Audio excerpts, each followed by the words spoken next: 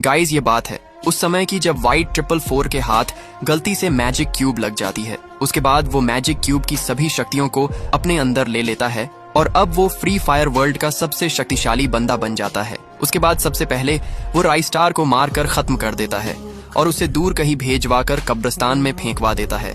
इतना ही नहीं, राइस्टार के सभी दोस्त भी व्हाइट से छुप कर रहने लगते हैं, क्योंकि अगर व्हाइट इनको देख लेगा तो उसी समय सबको खत्म कर देगा। लेकिन सुबह होते ही परमात्मा के रूप में आता है मैक्सिम कैरेक्टर और राइस्टार को मरते मारते से बचाकर उसे एक नया जीवन देता है। अब जैसे ही राइस्टार की आंख खुलती है तो वो पूरा जख्मी हालात में ही मैक्सिम को शुक्रिया बोलकर व्हाइट 444 का अंत करने के लिए जाने लगता है। पर राइस्टार इतना जख्मी हालात में होता है कि उससे सही से चला भी नहीं जाता है। इसी वजह से मैक्सिम मना करते रह जाता है, लेकिन राइस्टार नहीं मानता है। अब जैसे तैसे करके राइस्टार अपने दोस्तों के पास पहुंच ही जाता है और उनके साथ मिलकर उसे व्हाइट को खत्म करने के लिए जाने लगता है।